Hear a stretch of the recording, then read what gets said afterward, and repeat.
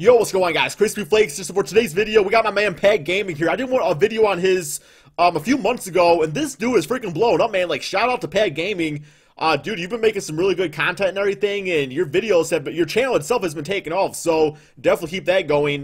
This is the 5 most improved players of 2017 according to NBA 2K18. So what I think this is kind of like a player's rating at the beginning of NBA 2K17 or 18 and up till now. So I'm really curious what these guys are out here.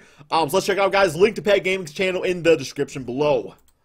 New year, new me player. That is somebody that started off the season poor, and then after the new year of 2017, their rating went way up and started doing way better, as if their new year was like their motivation to be a better player. In this video, I'm going off that, but it's a little different. I'm talking about the 5 most improved players of 2017.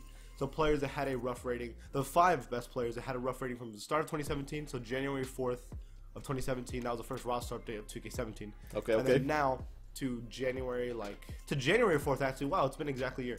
January 4th, and we're in 2K18. And we'll start this video off at number 5 with Buddy Hield. Buddy Hield was a 70 overall in 2K17 on January 4th, and now got a +9 difference rating. And I think Buddy Hield started off as a 75 overall, but then he was playing like so much trash that he just his rating just dropped. So yeah, I mean, that's a good improvement for him. 79 overall, almost an 80 overall. Now Buddy Hield was drafted by the Pelicans in the 2016 draft, and Buddy was averaging 18.6 points per game on a terrible 39% field goal percentage. After a few months with the Pelicans, it looked like the amazing college player was not going to pan out in the NBA like the Pelicans wished. So late February, the Pelicans decided to trade him to Sacramento for DeMarcus Cousins, which at the time looked like an extremely one-sided trade. Yeah.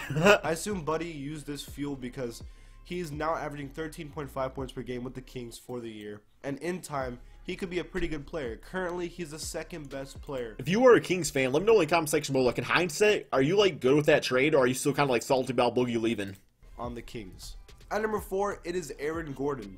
He was a 74 overall to start the year, and now an 83 overall, so a plus difference, tied with Buddy Hield. Now Gordon has been playing better every single season since he was drafted, but this year's improvement has been dramatic.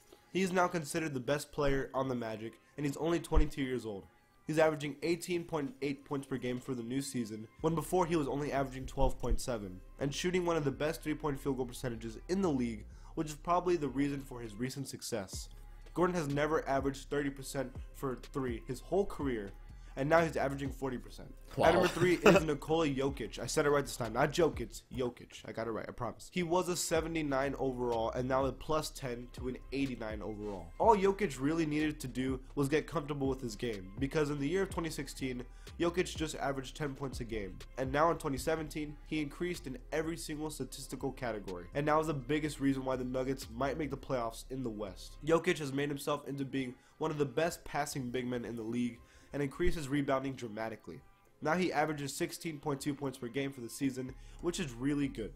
At number 2, we have former G League player with the nerdiest name in the NBA, Spencer Dinwiddie. Now, Dinwiddie was a 67 overall to start the year, and now was a 78 overall. I'm so happy for that, man. So happy for him. I wouldn't say Spencer's having a new year, new me season. It's more like the past couple of months he's been playing really well. After an injury of D'Angelo Russell, someone needed to step up for the Nets at the point guard position. Dinwiddie now is the 2nd best player on the Nets.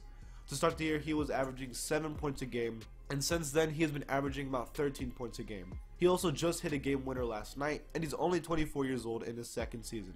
People need to watch out for him. And finally, at number 1, it is Victor Oladipo. Yeah. Obviously. Yeah. He was a 77 overall and now an 88 overall, a +11 change. Now, he's easily the most improved player of the year. When Oladipo was with the Magic, he was really good. But then when he was traded to OKC, it was hard to shine when the MVP who was on a mission was on your team.